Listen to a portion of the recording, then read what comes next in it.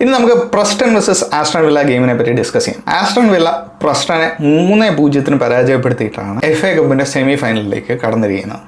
It was a very easy game for Aston Villa എന്ന് തന്നെ പറയണം. റാഷ്ഫോർഡ് 2 ഗോൾ അടിക്കുന്നു, അതിലൊരെണ്ണം പെനാൽറ്റി, പിന്നെ ജേക്കബ് റാംസി വേറൊരു ഗോൾ അടിക്കുന്നു സെക്കൻഡ് ഹാഫിൽ. അങ്ങനെ വളരെ കോംപ്രിഹെൻസീവ് വിന്നായിരുന്നു ആസ്റ്റൺ വില്ലയ്ക്ക്. ഇതിന്റെ ഗോൾ അനാലിസിസിലേക്ക് പോവുകയാണെങ്കിൽ ശരിക്കും പറഞ്ഞു കഴിഞ്ഞാൽ സ്കൂൾ ബോയ്സ് വേഴ്സസ് മെൻ എന്ന് തന്നെ പറയണം. വളരെ ക്രിട്ടിക്കലായി പോകും ഈ ഗെയിമിനെ പറ്റി ഈ ഗോൾ അനാലിസിസ് ചെയ്യുകയാണെങ്കിൽ. നമുക്ക് എന്തായാലും ഫസ്റ്റ് ഗോൾ അനാലിസിസിലേക്ക് വരാം. നിങ്ങൾക്ക് ഈ ഫസ്റ്റ് ഗോൾ കാണുമ്പോൾ തന്നെ നിങ്ങൾക്ക് മനസ്സിലാവും why I said school boy versus men എന്ന്. ഇവിടെ നമുക്ക് കാണാൻ സാധിക്കുന്നത് എന്താണെന്ന് വെച്ച് കഴിഞ്ഞാൽ ആസ്റ്റൺ വില്ലയുടെ ഭാഗത്തു നിന്നുള്ള ഒരു അറ്റാക്കാണ്. ഇവിടെ നമുക്ക് കാണാൻ സാധിക്കുന്നത് എന്താണെന്ന് വെച്ച് കഴിഞ്ഞാൽ ആസ്റ്റൺ വില്ലയുടെ ഭാഗത്തു നിന്നുള്ള ഒരു അറ്റാക്കാണ്. ആ അറ്റാക്കിന് തുടക്കം കുറിക്കുന്നത് ലൂക്കസ് എന്ന് പറയുന്ന ആസ്റ്റൺ വില്ലയുടെ ലെഫ്റ്റ് ബാക്കാണ്. ആ ലെഫ്റ്റ് ബാക്ക് നേരെ പാസ് ചെയ്യുന്നത് ജേക്കബ് റാംസിക്കാണ്. ജേക്കബ് റാംസി അതിവിദഗ്ധമായി പ്രസ്റ്റൻ്റെ ഒരു പ്ലെയറിനെ ഹാഫ് ലൈനിൽ വെച്ച് ഡ്രിബിൾ ചെയ്ത് ഇങ്ങനെ ഫോർവേഡ് ചെയ്യുമ്പോൾ പ്രസ്റ്റൻ്റെ മറ്റൊരു പ്ലെയർ നല്ലൊരു ടാക്കിൾ ചെയ്യുന്നു. പക്ഷേ ആ ടാക്കിൾ ചെയ്യുന്ന ബോൾ പ്രസ്റ്റൻ്റെ ഒരു പ്ലെയറും റിക്കവർ ചെയ്യുന്നില്ല. അതേസമയം അസെൻസിയോ വന്നത് റിക്കവർ ചെയ്തിട്ട് നേരെ നമുക്ക് കാണാൻ സാധിക്കുന്ന പോലെ തന്നെ ജേക്കബിന് അത് തിരിച്ചു കൊടുക്കുന്നു. ജേക്കബ് ലൂക്കസിൻ്റെ ആ ഒരു ഓവർലേ റൺ, ലെഫ്റ്റ് ബാക്കായ ലൂക്കസിൻ്റെ ആ ഒരു ഓവർലേ റണ്ണ് സ്പോട്ട് ചെയ്തിട്ട് നേരെ ലൂക്കസിന് തന്നെ അത് കൊടുക്കും. ഇവിടെയാണ് ബോയ് വേഴ്സസ് മെൻ എന്നുള്ള ഒരു ടേം നമുക്ക് ഈസി ആയിട്ട് മനസ്സിലാക്കാൻ പറ്റുന്നത്. ഈ ഒരു സിറ്റുവേഷൻ നമുക്കൊന്ന് റിവൈൻഡ് ചെയ്യാം. അസെൻസിയോ എപ്പോൾ ജേക്കബ് റാംസിക്ക് ബോൾ കൊടുക്കുന്നു അപ്പം തൊട്ട് പ്രസ്റ്റൻ്റെ ഹാഫ് വേ ലൈനിലുള്ള പ്ലെയേഴ്സ്, അതായത് അസെൻസിയോയെ ഫേസ് ചെയ്യുന്ന പ്ലെയർ, അതിൻ്റെ താഴെ അസെൻസിയോയുടെ തൊട്ട് താഴെയുള്ള 2 പ്ലെയേഴ്സ്, ഈ റാഷ്ഫോർഡിൻ്റെ അഡ്വാൻസ് റണ്ണ് സ്പോട്ട് ചെയ്യാതെ നിൽക്കുന്ന പ്ലെയർ, അതിൻ്റെ തൊട്ട് താഴെ വേറെ 2 പ്ലെയേഴ്സ്, ഇവരെല്ലാവരും ബോൾ വാച്ചിങ് ആണ്. അല്ലാതെ അവരവരുടെ പൊസിഷൻ അല്ല നോക്കുന്നത്. They are completely ball watching. അവരവരുടെ പൊസിഷൻ മറന്നിട്ട് നിൽക്കുകയാണ്. അപ്പോൾ നേരെ ലൂക്കസിന് ബോൾ കിട്ടുന്നു. As you know Aston villa അതെ വെരി പ്രൊഫഷണൽ ടീം. ലൂക്കസ് ഒരു ടച്ച് എടുക്കുന്നു, സെക്കൻഡ് ടച്ച് ഡയറക്റ്റ്ലി പെനാൽറ്റി ബോക്സിൻ്റെ നടുഭാഗത്ത് തന്നെ വരുന്നു. ഏതാണ്ട് പെനാൽറ്റി സ്പോട്ടിൻ്റെ അവിടെ തന്നെ വരുന്നു. അവിടെ നിൽക്കുന്നു നമ്മുടെ Rashford. No one is marking Rashford. നമുക്കത് ഒന്നുകൂടെ ഒന്ന് കാണാം. No one is marking Rashford. Rashford വളരെ ഫ്രീ ആയിട്ട് റോം ചെയ്യുന്നു. 1, 2, 3, 4 പ്രസ്റ്റൺ പ്ലെയേഴ്സ് 2 ആസ്റ്റൺ വില്ല പ്ലെയറിനെ മാർക്ക് ചെയ്യാതെ ഇരിക്കുന്നു. അങ്ങനെ റാഷ്ഫോർഡ് ഈസിലി അത് കൺവേർട്ട് ചെയ്യുന്നു. അങ്ങനെയാണ് ആസ്റ്റൺ വില്ലയുടെ ഫസ്റ്റ് ഗോള് വരുന്നത് ബൈ മാർക്കസ് റാഷ്ഫോർഡ്.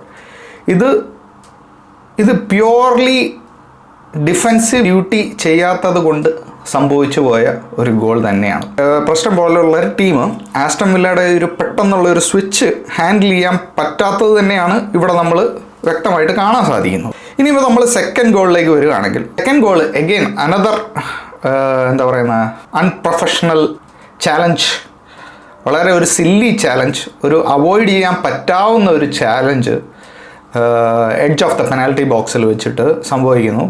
ഓക്കെ, ആ ചാലഞ്ച് അത് അവോയ്ഡ് ചെയ്യാൻ പറ്റാവുന്ന ഒരു ചാലഞ്ച് തന്നെയായിരുന്നു. അതിപ്പോൾ ചാലഞ്ച് ചെയ്തില്ലെങ്കിലും അത് ഗോളാവാൻ യാതൊരു ചാൻസും ഇല്ലാത്തതായിരുന്നു. കാരണം he's trying to keep the position. ഈ Aston Villa player he's trying to keep the position, അല്ലാതെ അവിടെ ഒരു ഗോൾ ത്രെറ്റ് ഓപ്പർച്യൂണിറ്റി ക്രിയേറ്റ് ചെയ്യുകയല്ലായിരുന്നു.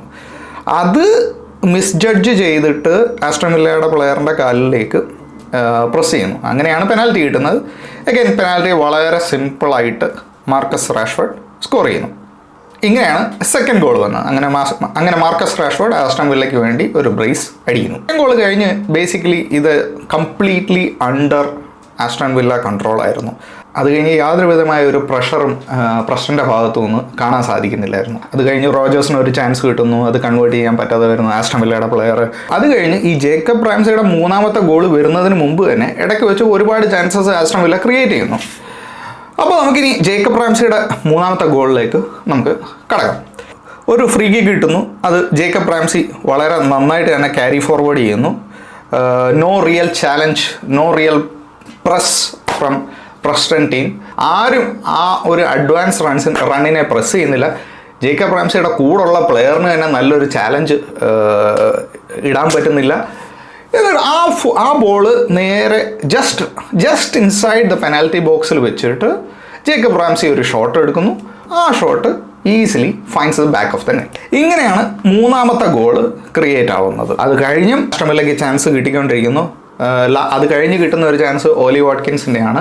ഓലി വാട്കിൻസ് അൺഫോർച്ചുനേറ്റ്ലി അത് കൺവേർട്ട് ചെയ്യാൻ പറ്റാതെ വരുന്നു. Last chance of the game was from Jacob Ramsey. അതും unfortunately Jacob റാംസിക്ക് കൺവേർട്ട് ചെയ്യാൻ പറ്റുന്നത് വളരെ വിസ്കസ് പാസ് ദ.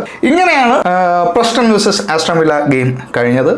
വളരെ well executed second half performance by Aston Villa. First half performance കണ്ടപ്പോൾ ഞാൻ ഒരിക്കലും വിചാരിച്ചില്ല സെക്കൻഡ് ഹാഫിൽ ആസ്റ്റൺ വില്ല 3 ഗോൾ അടിക്കും എന്ന്. ഫസ്റ്റ് ഹാഫിൽ ശരിക്കും പറഞ്ഞു കഴിഞ്ഞാൽ Aston Villa did not show enough courage.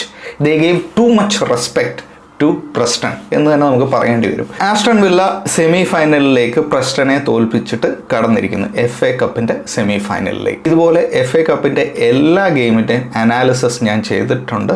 ഞാൻ അതിൻ്റെ ലിങ്ക് എല്ലാം ഡിസ്ക്രിപ്ഷനിൽ ഇടാം. Thank you so much for watching.